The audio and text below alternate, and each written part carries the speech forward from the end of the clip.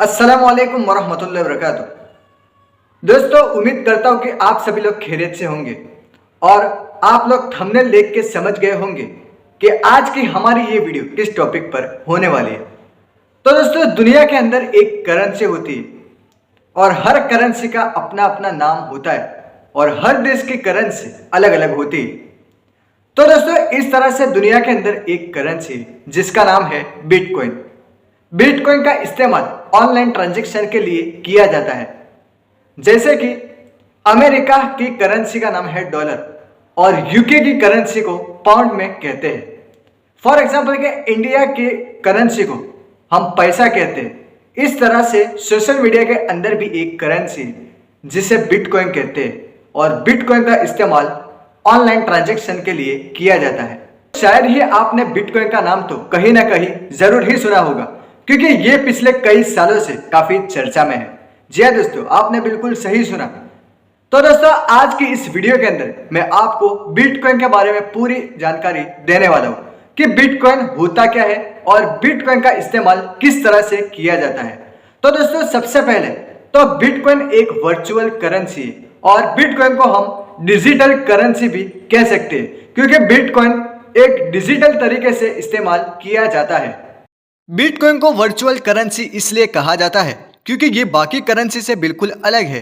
इसे बाकी करेंसी जैसे कि रुपीस या डॉलर की तरह ना ही हम इसे देख सकते हैं और ना ही हम उसे पैसों की तरह छू सकते हैं, लेकिन फिर भी हम इसका इस्तेमाल पैसों की तरह ही लेन देन में करते हैं।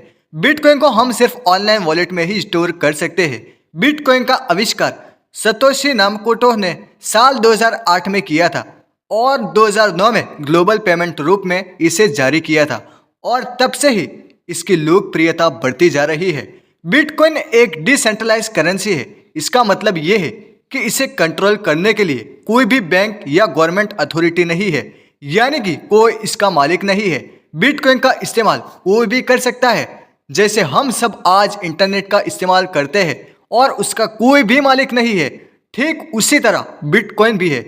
जिसके पास बिटकॉइन होता है वो उसे भौतिक रूप से चीज़ों की खरीदारी नहीं कर सकता, बल्कि बिटकॉइन को ऑनलाइन ही किया जा सकता है।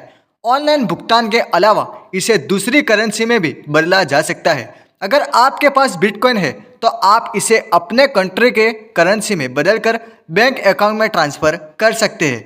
बिटकॉइन दुनिया की सबसे महंगी करेंसी बन गई है।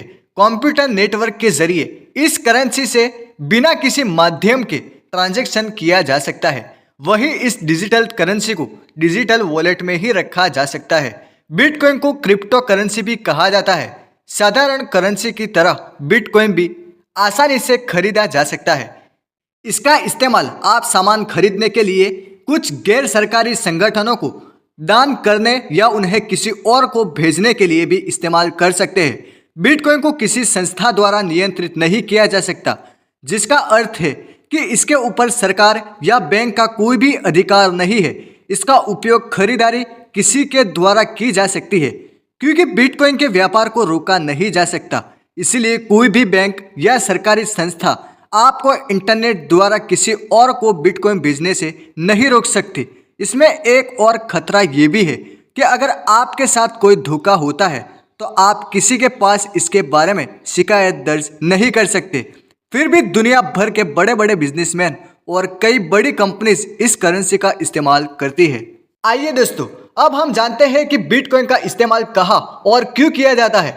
बिटकॉइन का इस्तेमाल हम ऑनलाइन पेमेंट करने के लिए या किसी भी तरह का ट्रांजैक्शन करने के लिए कर सकते हैं।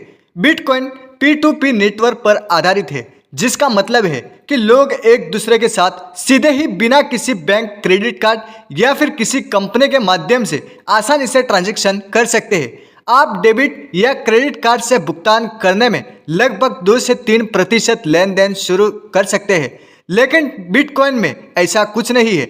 इसको कोई भी अतिरिक्त शुल्क नहीं लगती। इस वजह से ये इतना लोकप्रियता होता जा रहा है। इसके अलावा ये सुरक्षित और तेज है, जिसे लोग बिटकॉइन स्वीकार करने के लिए प्रोत्साहित हो रहे हैं। आजकल बहुत से लोग बिटकॉइन को अपना रहे हैं, जैसे online developers, non profit organisation आदि, और इसी वजह से बिटकॉइन का इस्तेमाल पूरी दुनिया में ग्लोबल पेमेंट के लिए किया जा रहा है। किसी अन्य क्रेडिट कार्ड की तरह इसमें कोई क्रेडिट लिमिट नहीं होती, ना ही कोई नगद लेकर घूमने की समस्या है। ये एकदम सुरक्षित और तेज है और ये दुनिया में कहीं पर भी कारगर है और इसका इस्तेमाल करने की कोई सीमा भी नहीं है। चलो अब हम जानते हैं कि बिटकॉइन की क्या वैल्यू है। बिटकॉइन की वैल्यू कम या ज्यादा होती रहती है क्योंकि इसको कंट्रोल करने के लिए कोई अथॉरिटी नहीं है। इसीलिए इसकी वैल्यू ने इसकी डिमांड के हिसाब से बढ़ती रहती है। इसकी कीमत हर देश में अलग अलग होती है क्योंकि इसका चलन विश्व भर में है। आपके दिमाग में एक सवाल जरूर उठ रहा होगा कि आखिर बिटकॉइन को पाया कैसे जाता है या इसके लिए क्या करना होगा जिससे कि आपके पास बिटकॉइन आ जाए। तो इसके भी जवाब मैं आपको देता हूँ। बिटकॉइन को हम दो तरीके से भी पा सकते हैं। पहला तरीका यह है कि अगर आपके पास पैसा है तो आप सीधे पैसे देकर बिटकॉइन खरीद सकते हैं, और अगर आपके पास इतना पैसा नहीं है मगर फिर भी आपको बिटकॉइन लेना ही है तो इसका भी एक तरीका है। अगर आप पूरा एक बिटकॉइन खरीद नहीं सकते तो आप उसका सबसे छोटा सा यूनिट सातोशी खरीद सकते हैं। जैसे 1 रुपीस में 100 पैसे होते हैं, ठीक उसी तरह एक बिटकॉइन में 10 करोड़ सातोशी होते हैं। तो अगर आप चाहे तो बिटकॉइन की सबसे छोटी रकम सातोशी खरीद कर धीरे धीरे एक या उससे ज्यादा बिटकॉइन जमा कर सकते हैं। जब आपके पास ज्यादा बिटकॉइन जमा हो जाए तब आप उसे बेचकर ज्यादा पैसे कमा सकते हैं। एक तरह से बिटकॉइन खरीदकर उसमें इन्वेस्ट भी कर सकते हैं। तो दोस्तों, उम्मीद करता हूं कि आप लोगों को ये इन्फॉर्मेटिव वीडियो पसंद आई होगी। अगर आप लोगों को थोड़ी सी भी पसंद आई हो तो वीडियो को लाइक करें, चैनल को सब्सक्राइब करें और इस वीडियो को आगे हर ग्रुप के अंदर शेयर करें। तो दोस्तों, अब हम मिलते हैं अगले नेक्स्ट वीडियो के अंदर। तब तक के लिए अस्सलाम वालेकुम।